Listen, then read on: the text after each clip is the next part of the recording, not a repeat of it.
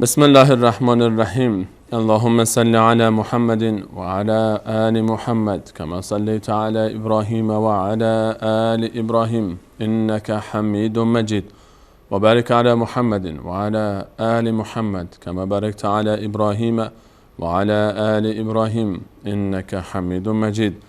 عرض سلام و ادب و احترام خدمت همه شما روزداران گران قدر و عزیز. الله را بی نهایت سپاس از اینکه یک بار دیگر این فرصت در اختیار ما قرار گرفت تا خدمتگزار شما خوبان و عزیزان باشیم در لحظه های آسمانی، در لحظه های پایانی 12مین روز از ماه مبارک رمضان، در دومین جمعه از این ماه عظیم. روز جمعه است و ماه رمضان روزه و جمعه با هم جمعه، علی خصوص که در این لحظات پایانی روز جمعه امید این هم میره که لحظه پذیرش دعا در اون ساعت مخصوصی که در روز جمعه دنبالش میگردیم همین لحظات باشه. اگر این لحظه های آسمانی نباشه، در طول سال چه لحظه های دیگری لحظه آسمانی خواهد بود؟ ماه رمضان، روز جمعه و اون هم لحظات پایانی روز جمعه، همه افضلیت ها و فضیلت ها با هم جمعند. 10 روز از ماه مبارک رمضان رفت، 11میش هم گذشت، 12می هم با سرعت باد و برق داره میره. خوشا به حال اون کسانی که در همین دهه هم پرونده خودشون رو بستن. خوشا به حال اون کسانی که صفحه های جدیدی در همین دهه برای خودشون باز کردن. هنوز فرصت باقی است، هنوز هم روزهای طلایی در انتظار ماست. هر چقدر به آخر رمضان نزدیکتر میشیم، ارزش روزهاش و شبهاش بیشتر و بیشتر و بیشتر میشه تا هیچ بهانه‌ای برای کسی باقی نمونه که فرصت‌های خوب از دست رفته و فرصت‌های کمتری باقی مونده. در برنامه امروز هم به همراه شما بینندگان عزیز شبکه جهانی وصال حق و شما شنوندگان گرامی رادیوی جهانی پیام اسلام همراه هستیم با جناب دکتر نور محمد عمرای عزیز و برنامه دیگر و موضوعی دیگر. من در ابتدا از طرف خودم و به نمایندگی از همه شما روزداران عزیز خدمت جناب دکتر عرض سلام دارم و ادب و احترام. جناب دکتر خوش آمدید. خیلی خیلی ممنون. بنده هم عرض سلام و ادب دارم خدمت شما و دستاندارکاران شبکه و تمامی بینندگان عزیز شبکه جهانی وصال حق و شنوندگان محترم رادیوی پیام اسلام.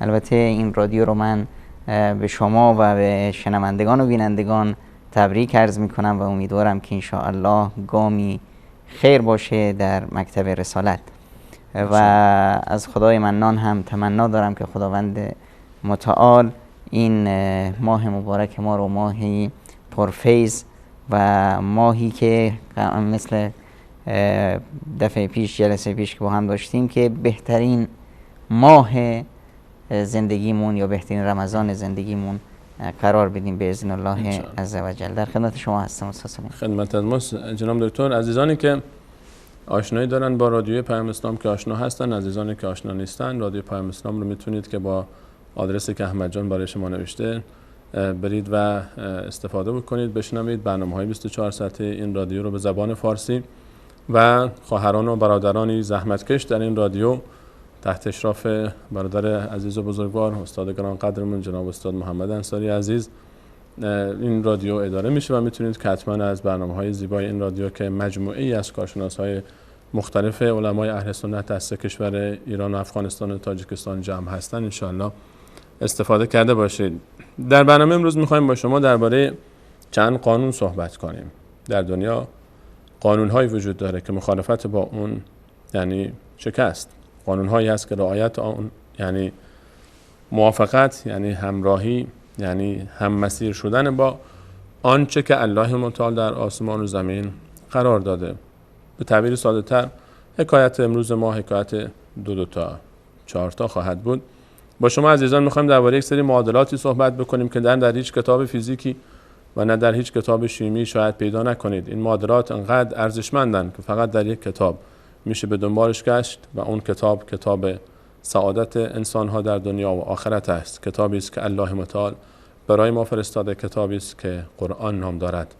در قرآن کریم الله متعال معادلاتی رو برای سعادت، برای زندگی و برای حیات و قوانین خودش رو در کون فرستاده که ما از اونها اطاعت بکنیم و با تأثیر اونها بتونیم که به خوشبختی و سعادت دنیا و آخرت برسیم. شاید کمتر به این موارد توجه شده تا به حال معادله های قرآنی. امروز میخوایم با جناب دکتر مبحثی را آغاز بکنیم در این باب و امیدواریم که انشاءالله تا پایان این مبحث اگر بیشتر از یک برنامه هم شد همراه ما باشید در این برنامه بسیار مهم. جناب دکتر آغاز سخن باشید. بسم الله الرحمن الرحیم. الحمدلله و صلات و سلام علی حبیبنا و مولانا رسول الله و علی آله و صحبه و من والا. حقیقتش ما وقتی که با هم یک جر و بحث میشه و مسئله پیش میاد میگیم آقا دنیا که بی در و پیکر نیست، چه چیزی به هر حال هر چیزی قانون و یک به اصطلاح حساب کتابی داره. در کون وقتی نگاه میکنیم میبینیم که خداوند متعال میلیون ها قانون گذاشته که این قوانین ثابت هست و ثبات این قانون باعث شده که این زندگی به یک ریتم خاصی بچرخه.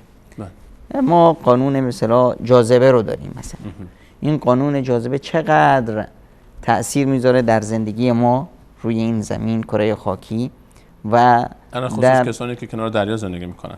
بله، جذر و مد به اصطلاح جاذبه خود زمین، رابطه زمین با کرات دیگر. ان فی خلق السماوات والارض لآیات لأولی الالباب. خداوند متعال یک آیات و نشانه هایی گذاشته است در خلق آسمان ها و زمین که اینها رو فقط اهل علم و اهل درایت و فهم میفهمن، به اصطلاح درک میکنن. اینه که خداوند متعال ما انسان ها رو هم وقتی روی این زمین قرار داد، ما خودمون میگیم که ابر ماه و خورشید و فلک همه در کارند. خب این کار اینها طبق یک برنامه و یک معادلات به اصطلاح ثابتی میچرخه. روز، شب، اومدن یک نظم خاصی داره که اینها یک قواعد و قوانین ثابتی هست که هیچ تغییری توشون نمیاد.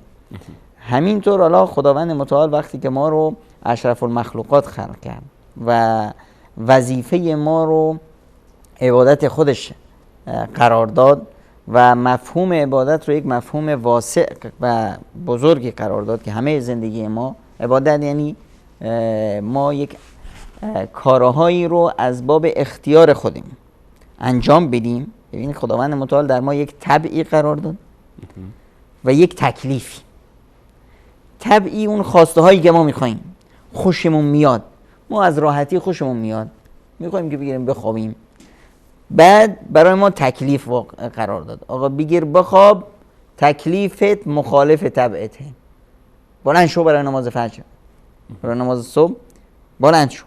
خب آقا من کیه که از مال و ثروت خوشش نیاد؟ زینت الحیات دنیا هست. خب اما مال و ثروت داری، تکلیفش در راه خدا صدقه بده، نذاری مال و ثروت بره تو دلت جا پیدا کنه. این من انسان اینطوری هم از یک طرف چیزهایی برای ما زینت داده شده، از طرف دیگر وظایفی داریم، وظایفی داریم که به خیلی جاها در مقابل اون زینت هاست. همیشه وظایف ما مخالف است با اون هوا و هوس یا خواسته های ما. اصلا خود همین خواسته خداوند متعال وقتی ما رو مثلا در ما یک قدرت و انگیزه ای قرار داد که همون شهوت یا خواسته باشه. اون شهوت نیروی محرک ماست. یعنی شهوتی که در انسان قرار داده، یعنی شهوتی که من شهوت به اصطلاح خورد و نوش دارم، اگر این شهوت نمی بود خب میمردم. شهوتی که به اصطلاح باعث روند تجدید نسل انسانی و زندگی باشه. زین للناس حب الشهوات من النساء. شهوتی که طرف بیاد به اصطلاح خودش رو عرضه کنه، بیاد به اصطلاح پیشرفت کنه، یک نوع به اصطلاح من هم وجود دارم. خب اینا همش به خاطر روند به اصطلاح همون موتور محرک یک انسان هست. این موتور محرک نیازی به فرمان داره. فرمان همون عقلیه که خداوند متعال به ما داره. حالا فرمان داریم، موتور داریم، کجا حرکت کنیم؟ قرآن و سنت راهی است که خداوند متعال جلوی ما قرار داده. بعضی جا لازمه که ما ترمز بگیریم که این سرعت موتور رو کنترلش کنیم. این از قوانین، این است اون قانونی که بر مبنای همیشه قانون با علم و درایت میاد. بی قانونی، بی بندوباری کجاست؟ وقتی جایی است که علم نیست، فهم نیست، درک و شعور نیست. خب واسه همینه که وقتی که به اصطلاح کسی کار عجیبی میکنه ما میگیم که آقا این احمق هست. احمق یعنی چی؟ یعنی علم نداره، شعور نداره، احساس نداره، ندانسته انجام میده، نمیدونه کدوم کارو کجا انجام بده. بله، لیس بامانیکم ولا امانی اهل الکتاب. به خواستهای شما و مردمان نیست. من یعمل سوء ان یجزا به. کسی که کار بدی انجام میده جزاشو میبینه. یه قانون، یک ریتم زندگی است برای من انسان. خب اگر این کارو نکردم، ما چی میگیم؟ پیامبر اکرم صلی الله علیه و سلم میفرمایند که الاحمق من اتبع نفسه هواها و تمنى علی الله الامانی. احمق اونیه که هر کاری دلش بخواد انجام میده، بعد میگه که خب خدا بزرگه، خدا بزرگه، خدا بخشنده است، خدا کریم هست، خدا رزاق هست. بله، اما خدا من یه قانونی گذاشته، یه راهی گذاشته، یه چاهی گذاشته. درست. راه میری خب موفق میشی، خودتو میندازی تو چاه، آزاده. پس یک من انسانی که خداوند من عقل داده و این عقل غذاش هست علم و دانش. به من قلب داده، این قلب غذاش هست قرآن، غذاش هست احکام الهی، دستورات خداوند متعال. و به من یه جسمی داده که این جسم غذاش هست خورد و نوش. اگر من حق عقلم رو رعایت کردم، غذای قلبم رو دادم، غذای جسمم رو دادم، اون روح که به اصطلاح کنترل همه مدیریت رو داره غذاش تقواش برابر شد، من راست میرم، من به طرف هدف میرم، روی خط هستم، قطاری هستم که روی خط میره و موفق به اصطلاح به سرمنزل سعادت میرسم. اما یه وقتی هست که نه، من میام به عقلم میرسم، به علم و دانش بیستم، به قلبم نمیرسم، اصلا اهمیت نمیدم بهش. اهمیت نمیدم. قلب که جای محبت هست، جای عشق هست به دستورات الهی، من بهش نمیرسم. خب چی میشم؟ میشم یک آدم عاقل بدون عشق. یعنی چی؟ یه ماشین حساب، شیطان، یه کامپیوتر. شیطان مگه چی کار کرد؟ علم نداشت؟ خیلی هم علم داشت، از همه با درایت. تو امروز وقتی که میاد یک عالمی رو، یک دانشمندی رو فریب میده، خب حتما عالم‌تر از اونه که توجیه و تعبیر برش میاره، همه چی بلده. خب اما چی مشکلش اینجاست؟ مشکلش عشق هست به خداوند، به قرآن، محبت هست، محبت به رسول الله صلی الله علیه و سلم و به راه درست. اگر اومدم به غذای جسمم رسیدم، به غذای قلب یا عقل نرسیدم، چی میشم؟ میشم یه فیل، یه گنده، با نسبت یه گاو. حالا اگر اومدم به عقلم نرسیدم، به قلبم رسیدم، به جسمم رسیدم، یعنی یک مورد رو من ترک کردم، چی میشم؟ میشم یه قبر پرست، یه گاو پرست. محبت داره این گاوی که به من شیر میده، او خدا بیمیرم براش، میرم چی؟ عبادتش میکنم. وقتی میگه ما این چقدر خوشحال میشه، وقتی مثلا این امامزاده است، واخ اینا فرزندان رسولند و فلانند، عقلو که از کار گذاشتم. عقلی که میگه آقا اگه این بنده خدا هر کی میخواد باشه، اگه نیرویی میداشت خودشو از قبر میآورد بیرون، جلوی کشته شدن خودشو میگرفت. پس وقتی که عقل رو من گذاشتم کنار، عاطفه، قلب فقط به حرکت در افتاد، آخرش اومدم به اصطلاح قبر پرست شدم، امامزاده پرست شدم، گاو پرست شدم، بت پرست شدم. خب اینه که اینا باید با هم باشه. خب خداوند این نیرو رو به ما داد، در کنار این به ما اختیار داده. که آقا هر چه دلت میخواد انجام بده. این اختیار باید می بود. اعملوا ما شئتم اعملوا ما شئتم انه بما تعملون بصیر. انا هدیناه النجدین. هر راهی که دلش میخواد انتخاب کنه. نقشه رو بهش داده. راه و رسم زندگی برات گذاشته، معادلات زندگی جلو رود هست. میخوای عمل کنی بهش دو تا 4 تا میرسی، میخوای نکنی هیچ وقت 2 تا 6 تا نمیشه. نه تویی که میفتی. امکانات هست، اختیارم هست، نقشه هم هست. اختیار هست، غیر از اختیار. حالا یه اختیار اگر نمی بود اصلا قیامت معنا پیدا نمیکرد. اجبار دیگه موقع. اگه من مجبور باشم یه کاری رو بکنم، خب سزا و عقاب معناش چیه؟ دیگه ظالمانه است. اگر مجبور باشم که یک کار خیر رو بکنم، غیر از خیر توانایی دیگه ندارم، خب ثواب معناش چی است؟ خوب بودن معنی پیدا نمیکنه. خب نمیتونم بد باشم. در کنار این خداوند متعال به ما چی داد؟ فطرت داد. فطرت چی است؟ فطرت یک نیروی درونی هست که من میدونم چه خوبه چه بده. همون حکایه دیگه همیشه میگیم که گربه ای اگر یک تیکه گوشتی بهش دادیم جلوت میشینه و میخوردش و خودش میمالونه و فلان و از این حرفا، اما همین تیکه گوشت رو اگر دزدید فرار میکنه میره جلو چشمت ظاهر هم نمیشه. اون فطرت هست. اون فطرتی که در من انسان هست که هر یک از ما خوب و بد رو تشخیص میدیم. درسته که ما بعضی وقتا میریم پیش شیخی و پیش کسی ازش سوال میکنیم که این کار خوبه یا نه. بیشتر این مورد اینه که ما میخوایم خودمون رو گول بزنیم. همینه که رسول الله صلی الله علیه و سلم فرمودن استفت نفسک و این افتاک الناس افتوک. خب اگر میخوای چیزی رو اول از خودت بپرس.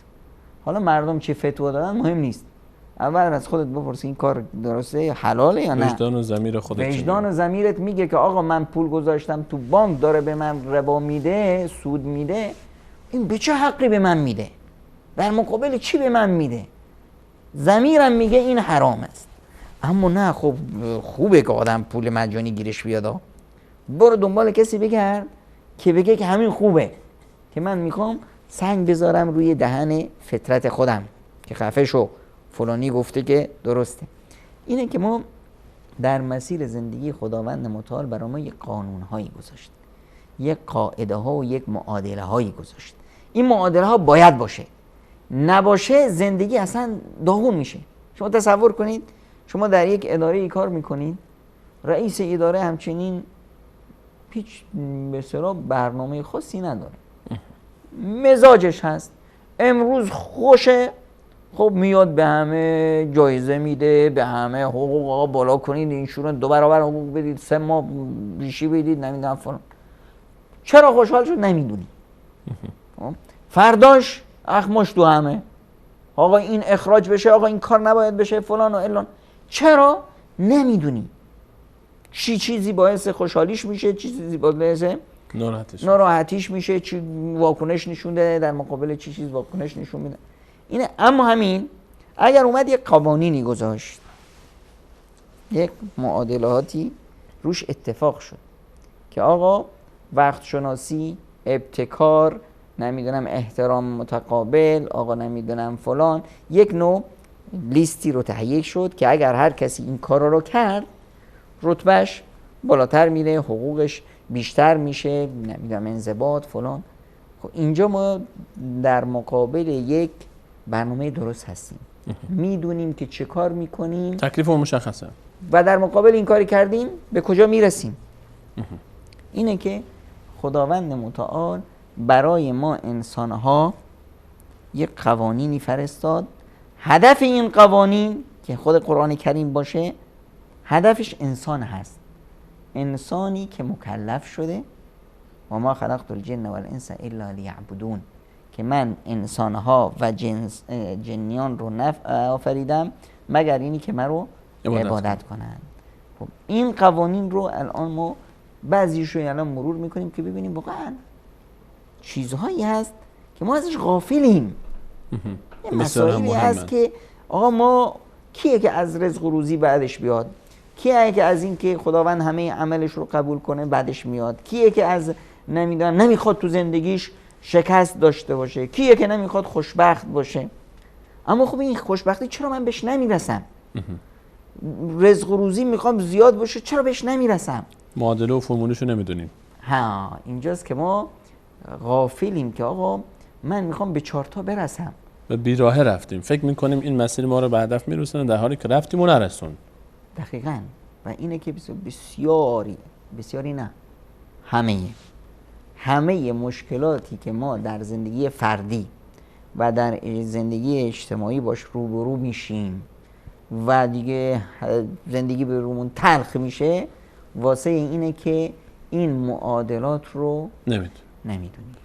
انشاءالله به همراه شما و به همراه بینندگان عزیز و شنوندگان گرامیمون این معادلات را آغاز خواهیم کرد. خیلی مهمه که بدونیم معادلات و موفقیت در زندگی، اون زندگی که الله متعال خالقش هست و الله متعال تمام این عالم رو و من جمله ما رو آفریده، معادلاتی رو برای ما قرار داده که اون معادلات ما رو مقصد میرسونه. میان برنامه کوتاه میبینیم، برمیگردیم با اولین معادله مهمی که الله متعال برای سعادت و خوشبختی ما گذاشته در خدمت شما خواهیم بود. همراه ما باشید.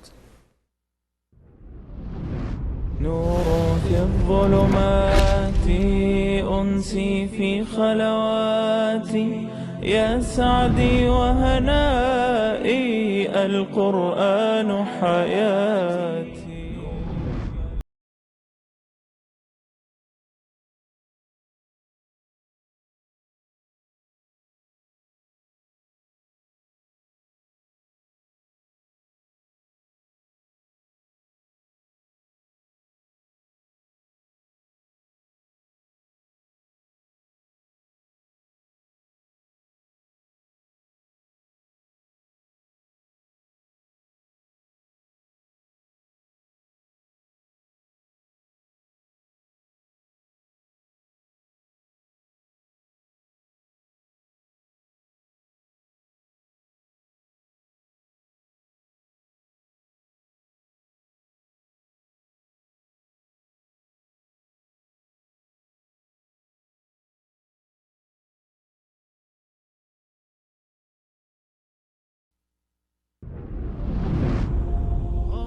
و به سوی آمرزش پروردگارتان و بهشتی بشتابید که پهنایش به گستردگی آسمان ها و زمین است و برای پرهیزگاران آماده شده است.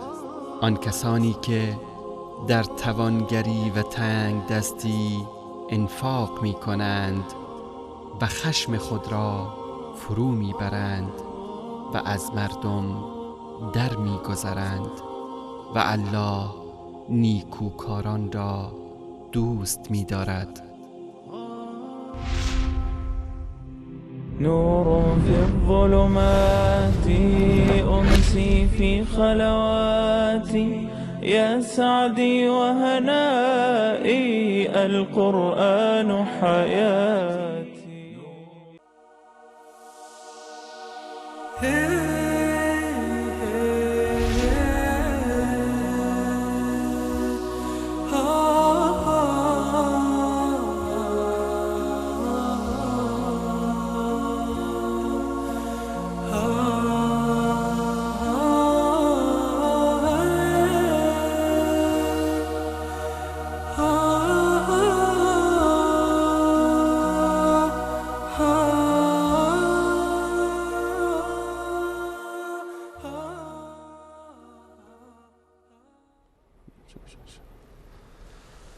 بعد سلام مجدد خدمت همه شما خوبان و سروران، همچنان با شما هستیم با لحظات آسمانی 12مین روز از ماه مبارک رمضان در لحظات و ساعتهای پایانی روز جمعه، دومین جمعه است که در رمضان به همراه شما عزیزان تجربه می‌کنیم. معادلاتی، فرمول‌هایی، قوانینی رو الله متعال در قرآن معرفی کرده که رعایت اونها میتونه ما و شما رو به سرمنزل مقصود و سعادت و خوشبختی برسونه. جناب دکتر، اولین قانون رو یا یکی از این قانون‌ها رو اگه ترتیبش رو مشخص نکنیم، یکی از این قانون‌هایی که خیلی مهم هست و شاید ما ازش غفلت کردیم رو بیان کنید برای ما بینند. شاید مهمترین قانون یه قانونی هست که واقعا کمر شکن است، داغون میکنه انسانو. این معنا که مثلا خب خب انسان بیماری‌های مختلفی هست. خب یکی سرما میخوره، خب 2 روز بعد خوب میشه.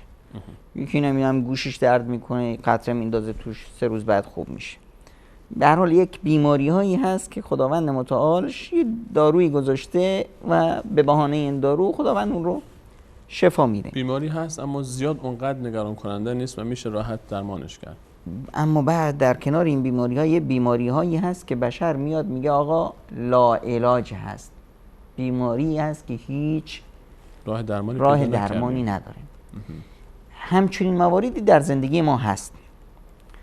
پیامبر اکرم صلی الله علیه و سلم میفرمایند در حدیثی که روز قیامت افرادی میان به حسنات کجبال تهامه، اجر و پاداش هایی دارن مثل کوه تهامه. اونا یک کوه سر به فلک کشیده از مکه شروع میشه میره تا اقصا نقاط یمن. این کوه چقدره؟ چند هزار کیلومتره. حجمشیه؟ طرف میاد میلیارد تن وزن، میلیاردها تن وزن این کوه است. خب حالا این کوه چی میشه؟ میاد روز قیامت طرف با این همه اجر و پاداش، یعنی آدم عادی نیست، آدم خیلی در دید ما مسلمون ها اولیاء الله همینه. میاد روز قیامت خداوند متعال یجعلها هباء منثورا، خداوند متعال این کوها این اجر و پاداش رو کل عدم که انه لم یکن قرار میده، هیچ ارزش نداره، گرد و غباری که باز برداشت بردش. چرا؟ خود صحابه کرام تعجب کردن، یا رسول الله قضیه چیه؟ میگه این همون افرادی هستند که اذا اختلوا الى محارم الله انتهکوها. اعوذ بالله من الشیطان الرجیم. اینا اون افرادی هستند که در ظاهر بهترینند، اما همینی که احساس کردن کسی نیست، اینها دیگه هر کاری که دلشون میخواد انجام میدن، از هیچ گناهی دریغ نمیکنن. کسی جلوشون نیست، کسی نمیبینه. این چی هست؟ یک اجر و پاداش و زحمت ها، نماز ها، زکات ها، روزه ها فلان، اما یک ها همه چیز، چون که راه رو اشتباه میره. طرف یه مشکلی داره، شاید اصلا فهمش اشتباه است. ببینید من میخوام از مشهد برم تهران، رفتم بلیت قطار گرفتم درجه اول، آقا رستوران هم داری، خدمات هم داری، تخت خواب هم داری و به اصطلاح اتاقت هم کولر داره، اتاق یک نفر است، پولش رو دادم، همه اینا. میرم سوار قطار میشم، سوار میشم چی؟ درجه 5. خب ای بابا اونجا صندلی به جای مبلمان یه صندلی چوبی گذاشتن، اشتباه کردم اونجا اومدم. آقا اینجا اصلا لامپ نداره، چه برسه به کولرش. آقا اینجا نه غذایی نه هیچی. اینا همه اشتباهاتی که من انجام دادم، اما در نهایت این قطار میره به تهران میرسه. با همه این کمیا و اینا من نهایتش به تهران به مقصد میرسم. این انسانیه که به طریق میره، به راش میره، گناهانی داره، کستی هایی داره، توبه میکنه، اشتباهش برمیگرده، چه کار شد که من اینجا اومدم، چه اشتباهی کردم، اما در نهایت لنگان خرک خیش به مقصد برسه، خرک خیش به مقصد میرسه. اما مشکل چه وقته؟ مشکل وقتیه که من اصلا سوار قطار کرمان شدم، ای بابا، به جای اینکه به هدف برسم از هدف دور میشم، به نجف میرسم به جای هدف. اینه که خداوند متعال یک قوانینی گذاشته که این قوانین رو نباید بهش نزدیک شد. اینجا رسیدی خط قرمزه، هر کی باشی، هر چه داشته باشی، هر نمیدونم کاری انجام داده باشی، تو این چاله افتادی، تو این دره افتادی، دیگه راه نجاتی نیست. هیچ عنوان ورود ممنوعه، نوشتن خطر سقوط، مواظب باش. اومدی اینجا دیگه زندگی تو، حیات تو، همه چی تو دست میدی. نزدیک نشو. این تابلو رو خداوند گذاشته، یه زمین مین گذاری شده است، به ما گفتن که آقا این زمین مین گذاری است، وارد نشو. حالا ما چیکار میکنیم؟ آیا میگیم که آزادی ما رو به هم ریختند، آقا به ما اجازه نمیدند، آقا من میخوام که برم این منطقه؟ نه، این تابلو رو میبینیم دست اون کسی که این تابلو رو گذاشته میبوسیم، تشکر میکنیم ازش. زندگی ما رو نجات داد. خداوند متعال همچنین قوانینی گذاشته. مثلا از این قوانین خداوند متعال میفرماید و من یکفر بالایمان فقد حبط عمله. هر کسی که کفران ایمان کرد، ایمان رو قبول نداره، خدا رو قبول نداره، حالا هر چقدر کار خوب بکنه، بیمارستان درست کنه، یتیمخانه درست کنه، نمیدونم خدمت خلق کنه، اکتشافات داشته باشه، بنی آدم رو از تاریکی نجات بده، ادیسون زمانش باشه، نیوتن عصرش باشه، هیچ ارزشی نداره. چرا؟ چون که این اصلا خدا رو قبول نداره. ارزش از کی میخواد؟ اجر و پاداش از کی میخواد؟ اون صاحب اجر و پاداش رو اصلا این قبول نداره. مالک این مجموعه اصلا قبول نداره. حالا تو این مجموعه میخواد به جایی برسه. پس دیگه این اصلا نباید انتظار داشته باشه و اگر هم انتظار میداشت ارزشی نداشت. چون که دیگه این عملش، این کاری که کرد، این همش هباء منثورا شد، هیچ ارزشی نداره. قانون دیگه ای در همین راستا خداوند متعال میذاره، معادله است که والذین کذبوا بآیاتنا ولقاء الآخرة حبطت اعمالهم. اونایی که میگن که آقا قیامتی اصلا وجود نداره، حساب و کتابی نیست، این آیات الهی، آقا این کونی که خداوند قرار داده، کون چی است؟ قرآنی هست که من بیام این قرآن رو ببینم، قرآن منظوری هست، قرآن دیدنی. خداوند متعال یک قرآن دیدنی برای ما گذاشت که همه خلقت باشه، ان فی خلق السماوات والارض لآیات لأولی الالباب. یک قرآن منطوقی فرستاد که داره حرف میزنه، به ما میگه آقا این کارو بکنید، این کارو نکنید. کتاب الله عزوجل باشه، کتاب الله عزوجل در واقع همین کون هست که داره سخن میگه. و یک قرآنی دیگه ای فرستاد که به شکل ما بنی آدمیان هست، در بین ما راه میره، قرآن عملی، قرآن عملی که رسول اکرم صلی الله علیه و سلم. این سه تا قرآن که در کنار هم هستن، مکمل هم دیگه هستن، و خداوند به ما داد. الان طرف میاد کذبوا بآیاتنا، همه این کون آقا این همینجوری به وجود اومده، تقی به توقی خورده و ما به دنیا اومده، وجود اومده. بعضی هم که باز میگن که اصلا ما میمون زاده بودیم. یعنی یه خیلی چیزی علاقه که دارن خودشونو حیوان ترسیم کنن. عقل کجا رفت؟ نه عقل داره، نه منطق و نه قلب و هیچ. خب آخرت هم قبول نداره، خدا رو قبول نبوده. این دیگه هر کاری بکنه فاقد ارزش هست، چون این اصلا ترازو رو قبول نداره. به چه سنجشی میخواد بیاد جلو و بگه که من چی دارم، چند مرده حلاج بودم. اون لذت های چند روزه دنیا خودش رو میبره، پولی گیرش میاد، اسم رسمی گیرش میاد، اما در نهایت به مقصد نمیرسه. خب این اون افرادی بودن که خیلی پرت بودن. یه افرادی هستن که پرت نیستن، در بین ما هستن، اما ژست میگیرن، ژست حماقت. اینا کی هستن؟ اینا رو خداوند متعال اینطور معرفی میکنه که در این قانون، در این معادله اینا پرت میشن. در این معادله شکست کلی. شکست کلی چیه؟ خداوند متعال میفرماید ذالک بانهم کرهوا ما انزل الله فاحبط اعمالهم. ذالک بانهم کرهوا، اونها خوششون نیومد، تکذیب نکردن، انزجار بود، این خوشم نیومد ازش. این چه قانونیه؟ مخالف آزادی فردی منه. حجاب یعنی چی آقا؟ پوشش یعنی چی؟ هر چی دلم میخواد میپوشم، این قانون خدا خوشم نیومد. خداوند میگه شراب نخور، من خوشم نیومد. خداوند میگه آقا این کار رو بکنید، من خوشم نیومد.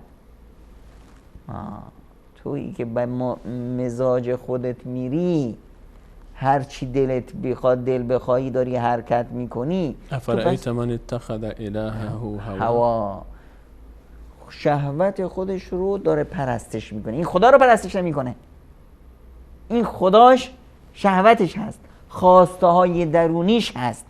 آقا مرزبندی رو اصلا براش ارزش قائل نیست. خب دماغش با ساز دیگران میرقصه، میخواد که دین مطابق با میل اون حرکت کنه، نمیخواد که اون مطابق دین خدا حرکت کنه. خب این فرد فاقد ارزش است. روز قیامت بیاد بگه که من این کارو کردم، تو این کارو نکردی به خاطر رضایت خدا، تو این کارو کردی چون که هوا و هوست چنین خواست. اقتضای جامعه بودی، جامعه مسلمان زندگی میکردی، میخواستی اونجا منافع خودت حفظ بکنی، مصلحت تقاضا میکرد. دقیقاً. چرا به دختر خانم حجاب میپوشه؟ یعنی این تو این چی بسا اینجا جوونا دخترای پایبند رو بیشتر پسند میکنن. پس این برای خدا حجاب نمیپوشید، برای شوهر میپوشید، گیرش اومد. یا بره بیرون بهش گیر میدن، منکرات هست و امر معروف هست و فلان هست و فلان. نمیدونم طرف میاد یه کار خیر میکنه، یه بیمارستان میزنه، تا روش بنویسن بیمارستان مش فلان.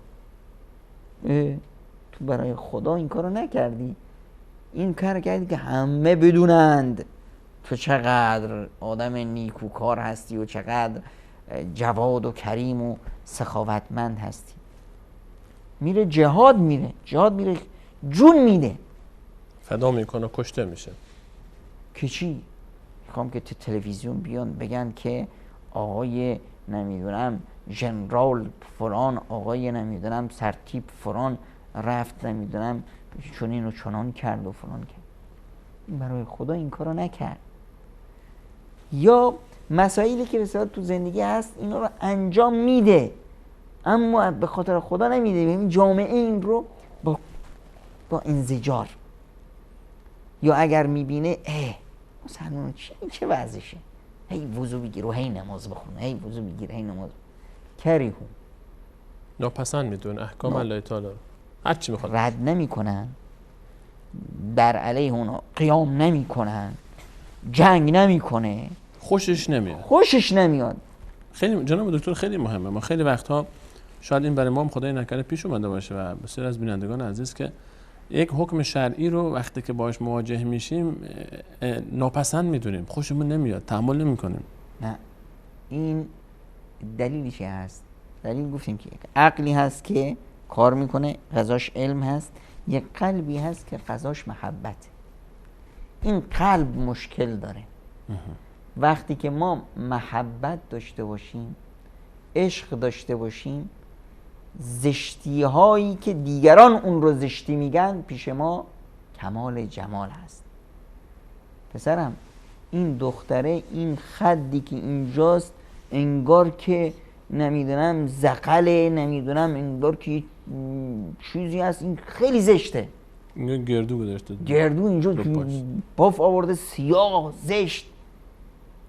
تا پسره میگه بابا قربون همون خال خدش برم الهی.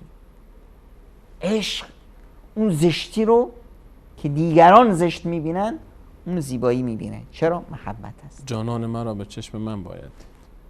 اینه که و ما کان مؤمن ولا مؤمنة اذا قضى الله ورسوله امرا ان یکون لهم الخیارة من امر. اگر خدا و رسول چیزی رو گذاشتن، من دیگه همون عشق من. ان قال له ربه اسلم قال اسلمت لرب العالمین. هر چیشون تسلیمم. حضرت انس صحابی پیامبر اکرم صلی الله علیه و سلم، ببینید انس پسر بچه‌ای بود تو خونه پدر و مادر، بچه‌ها خب دیگه به ناز و نعمت زندگی میکنن، اینو میخوام اونو نمیخوام، اینو میگه من از کدو اصلا خوشم نمیومد، خوشم نمیومد. مادرم غذای کدو درست میکرد نمیخوردم.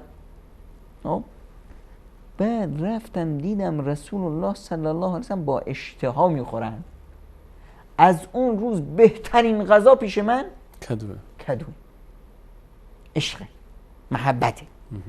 وقتی که کریهو که زشت دیدن این قانون در واقع نیست، مشکل عدم محبت، مشکل از جای دیگه است. آب از سرچشمه ناپاک. همه قوانین الهی بدون استثناء اولا مطابق عقل بشری هست. عقل سلیم هیچ وقت نگفته که فلان قانون خراب هست. خب همه قوانین الهی بدون استثناء مفید زندگی من بشر هست. هیچ قانونی رو ما نمیبینیم که تو اون ضرری برای من فرد یا من جامعه باشه. یرید الله بكم اليسر ولا یرید بكم العسر. یه قاعده است. الله تا اراده آسانگیری برای شما داره، نه سختگیری. خب وقتی که من این خدا رو دارم که رحمان است و رحیم است و حکیم هست و رزاق هست و کریم هست، همه زندگی من رو به اصطلاح به این صورت برنامه ریزی کرده، پس وقتی که من این رو زشت میبینم، خوشم نمیاد، در واقع من این قانون رو مشکلی با این قانون ندارم. دید من مشکل داره. این عینک آفتابی رو اگه بردارم، شناخت خدا مشکل داره. اگه این عینک رو بردارم قشنگ اون تنوع رنگ ها و زیبایی ها رو میبینم. ببینید جوون ما میاد تو خیابون، بچه چرا شلوارت پاره است؟ اینجاش پاره است، اینجاش پینه زده. جدیدن که هرچی پارگی ها بیشتر باشه قیمتش هم بیشتره. چی شده؟ کمربندم که ندارن، خیلیشون هم بدون کمربند. کسی از روستا بیاد این رو میبینه، چه آدم لچ و پچ و بیزوق و بی‌سلیقه و پاره پوره‌ای. اما رفیقش بچه شهریه که دیدش چی است؟ اینا شیفته غربن. شیفتگی اینجاست، محبت اینجاست. چون که شیفته اینجا هستن، هر گندی از اینجا بیاد خوشگله. اینو تا هر کسی ببینه یه مقدار شعور داشته باشه، این چه شلواری پوشیدی؟ وسط باسن شلوارشو پوشیده، نصف بالاش لخت. یعنی این رو بچه کوچیکی که نصف شلوارش بیاد پایین، یه ساله، از دور میزنه ای فلان خجالت بکش بچه، شلوار تو بکش بالا. درسته؟ اما جوون ما تو خیابون را میره، نصفه نمیدونم چی بیرونه. رفیقای دیگه هم فکرش این زشته، هیچ عقلی این رو قبول نداره، مگر هم نوعان خودش. هم نوعان خودش این رو زشته، در پیش اون هم زشته. اما چون از جای اون عشق اومده، تا دیروز زشت بود، برای همین هم زشت بود. تا دیروز زشت بود. اما چون که فلان بازیگری که اینا عاشقشن این رو پوشیده، پس منم میپوشم. میبینی جوونی موهاش مثل خروس، بعد یک غیری چیزی گذاشتن روش قرمز، شکلش خدا این چی است؟ انگار برق گرفته یارو رو. خب بعد اینجوشو تیغ زده، اینجوشو نمیدونم ماشین زده، اینجوشو فلانو، چقدر 3-4 ساعت روش کار شده، نقشه دنیا رو کلش درست کرده. زشته تو شکل تو چشم مادر بزرگ این خیلی زشت شده بچه.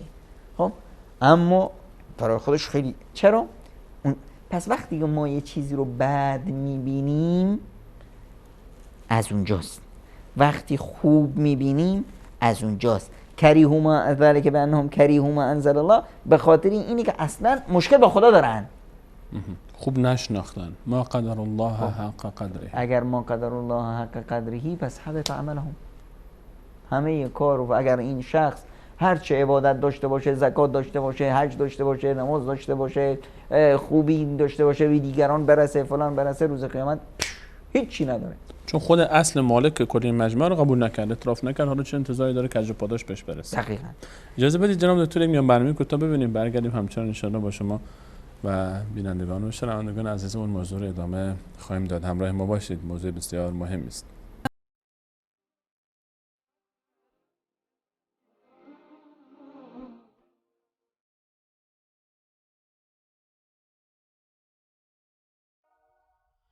بعد سلام مجدد خدمت همه شما خوبان و عزیزان، همچنان با موضوع معادله های قرآنی با شما هستیم. اولین قانونی که بسیار مهمه مد نظر ما قرار بگیره قانون شکست است. کسانی در دنیا شکست میخورن و پرت میشن به اعماق دره هلاکت و به مقصد و منزل مقصود نمیرسن که الله تعالی رو قبول نکردن یا نشناختند، یا اینکه از آنچه که الله تعالی فرستاده اون رو با عشق و محبت قبول نکردن و ناپسند دانستن. الله متعال همه این موارد رو سبب از بین رفتن تمام کارهای نیک انسان قرار میده، به علاوه بر اینکه اگر کسانی الله تعالی رو در عبادتش با کسان دیگری شریک بکنن و بندگان الله متعال مخلوقاتش رو هم در صفات با او شریک بکنن، لئن اشرکت لیحبطن عملک. حتی به انبیاء الهی خطاب به رسول صلی الله علیه و سلم الله متعال فرموده محمد صلی الله علیه و سلم اگر شرک کردی و با من کسی رو در عبادت و صفات شریک قرار دادی، تمام اعمالت یقینا قطعا حتما لا یحبطن، با 3 تا تاکید، شکی در این نیست که توی محمد مصطفی هم با تمام جلالت شأنت و عبادتات تمام عبادتهای تو برباد خواهد رفت. شرک گناهی است که تمام زندگی انسان رو از بین میبره و در قیامت هیچی برای انسان باقی نخواهد گذاشت. قانون شکست اولین قانونی است که باید مد نظر ما باشه و پرهیز کنیم از هر آن چیزی که سبب از بین رفتن تمام عبادت‌های ما میشه. قبول نکردن الله تعالی به وحدانیت و نپذیرفتن تمام دستوراتش و دستورات رسولش صلی الله علیه و سلم با طیب خاطر و عشق و علاقه. جناب دکتر عرض سلام مجدد. قانون بعدی رو اگر در دقایق باقی مانده برای ما عزیزان میگید. قانون بعدی، ببینید در کنار این قوانین ثابت ما یک قوانینی داریم که متغیر هست. اصلا قانون رابطه بین 2 چیز متغیر رو مشخص میکنه که چطور باید باشن و این رابطه باید دلیل و برهان داشته باشه و مطابق واقعیت باشه. بله. ما با چشم سر داریم این رو میبینیم. قانونی که به اصطلاح خداوند متعال گذاشته که این تغییر پذیر میکنه. 2 چیز رو خداوند همیشه قابل تغییر قرار داده و توش آزمایش الهی هم روش هست. یکی قضیه صحت انسان، تندرستیش، و یکی رزق و روزیش. خداوند متعال هم وقتی که آزمایش میکنه ولنذیقنهم من العذاب الادنی دون العذاب الاکبر، این عذاب ادنایی که میاد در فقر و بدبختی و فلاکت و بیماری و اینا میتونه باشه. خداوند متعال الرزاق هست. ان الله هو الرزاق ذو القوة المتین. حالا خداوندی که رزاق هست یه معادلاتی گذاشته برای زیاد شدن این روزی و 2 راه هم گذاشته جلوی روش که همون قضیه اختیار روش بحث اختیار هست که یکیش اینه که رسیدن به روزی از راه نادرست. میرسه به روزی اما این روزی نه براش سعادت میاره، نه آرامش میاره، نه امنیت میاره، هم بدبختی، هم شقاوت، هم مصیبت. یه راه دیگهش راه درست رسیدن به روزی است که این روزی مصدر آرامش، مصدر امنیت کامل، مصدر سعادت، مصدر خوشبختی، مصدر صحت و راحتی. این روزی رو چطور به دست بیاریم؟ اولین مورد تقوای الهی. تقوای الهی چی هست؟ آقا تقوای الهی تعریف خیلی سادهش، آقا هرگز شما شده که در یک جایی که خار باشه حرکت کنید؟ چیکار میکنیم؟ لباسمون از چپ راست بلند میکنیم که خار پاره نکنه. پامون رو هم درست میذاریم که خار تو پامون نره. مواظب نگاه میکنیم پامون رو کجا میذاریم، لباسمون رو جمع میکنیم. اینو میگن تقوای الهی. حرکت در زندگی با مواظبت کامل که خاری تو پامون نره، اشتباهی نکنیم که باعث بشه ضرری به ما برسه.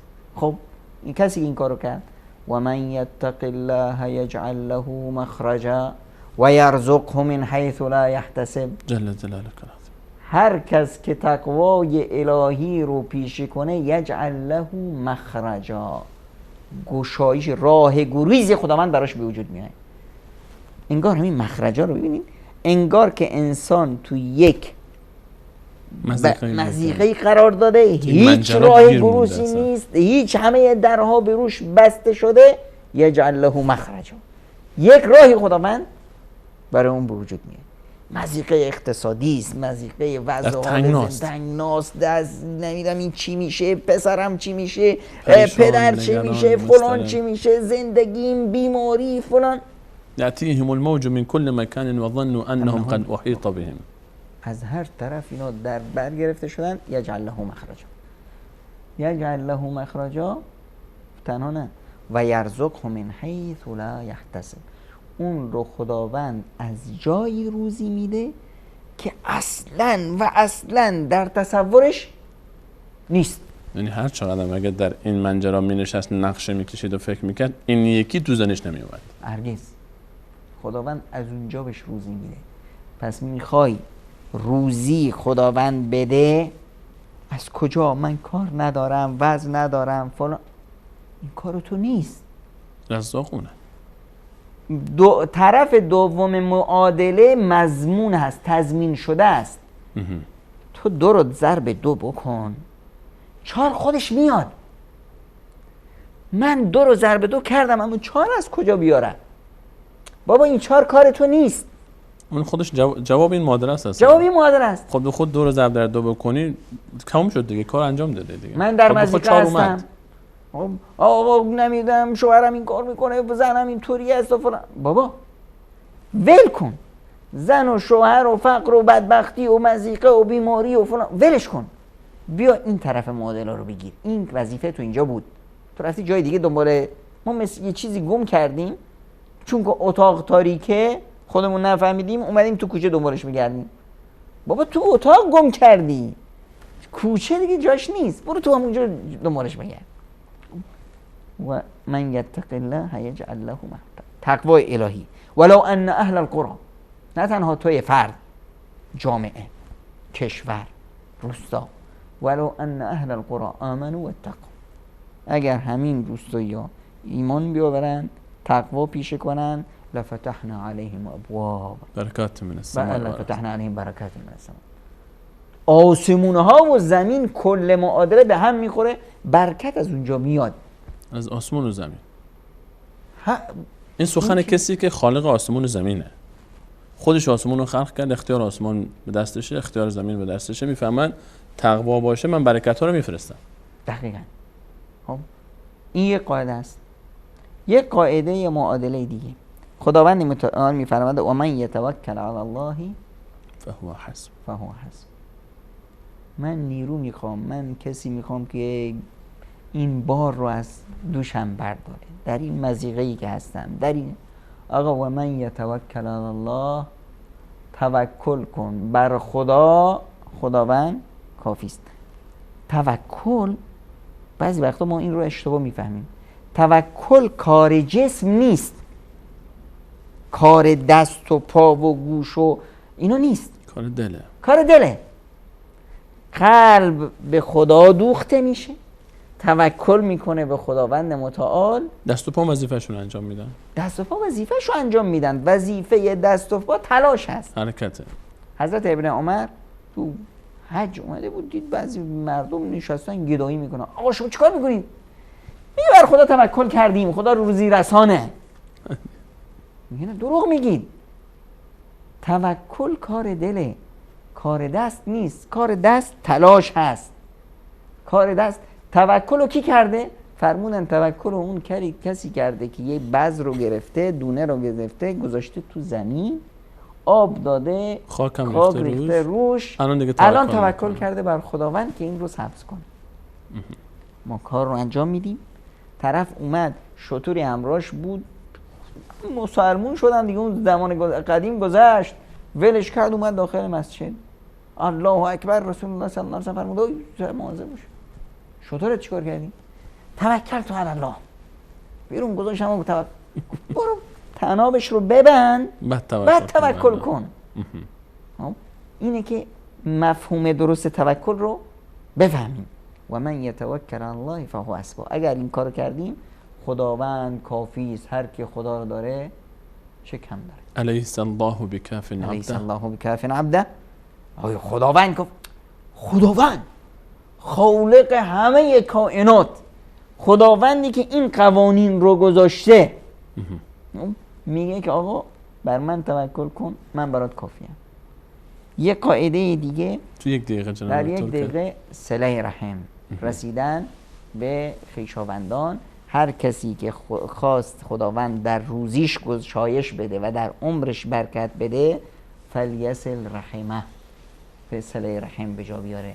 صله رحم باعث برکت و روزی میشه، باعث از دست دادن روزی نمیشه اونطوری که بعضی از ما گمان میکنیم که اگر این خویشا بیان خونه ما و اگر اینطور بشه اونا ما چیکار کنیم، از کجا بخوریم، از کجا بیاریم، خرج بکنیم. اگر من به فلانی کمک کنم، به برادرم، به عزیزم، به فلانی کمک کنم، خب پول از دستم میره. از دست میره این دید منه، به دست میاد این معادله الهی است که من باید درکش کنم. خیلی ممنونم جناب دکتر، لذت بردیم، استفاده کردیم از صحبت‌های شما. صحبت پایانیتون رو فکر کنم بحث ادامه خواهد داشت ان شاءالله. این قول رو به شما میدیم که بیاری الله متعال شما شنوندگان بینندگان عزیز که این موضوع ان شاءالله ادامه بدیم، چون هنوز معادلات زیادی باقی مونده. پیگیر لحظه‌های آسمانی باشید.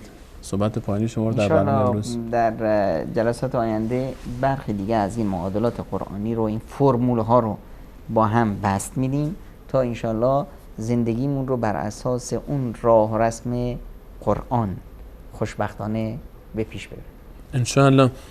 در آخرین لحظات روز جمعه و نزدیکی های افطار در 12مین روز ماه مبارک رمضان بهترین لحظه خواهد بود برای دعا، برای خودمون، برای امت اسلامی، برای همه عزیزانی که نیاز به دعای ما دارن، در گوشه ای از زندان، در زیر چکمه ظالمان و ستمگران که از الله متعال هلاکت همه اونها رو با شما عزیزان تقاضامندیم، برای نجات تمام کسانی که در مشکلات و سختی ها هستند، برای شفای تمام بیماران و تمام عزیزانی که محتاج دعا هستند و تقاضای دعا کردند و در گوشه بستری افتادند، برای همه رفتگان ما و شما که در رمضان‌های گذشته با ما بودند و الان نیستند، برای همه اونها دعا می‌کنیم، برای همه نیازمندان، برای همه قرضداران، برای همه بدهکاران، برای همه کسانی که نیازی دارند که الله متعال نیاز اونها رو برآورده بکنه، عزیزانی که فرزند دارند و صلاح او رو میخوان، عزیزانی که فرزند ندارند فرزند صالح الله تعالی عطا بکنه، همه عزیزان هر خیری که الله متعال برای ما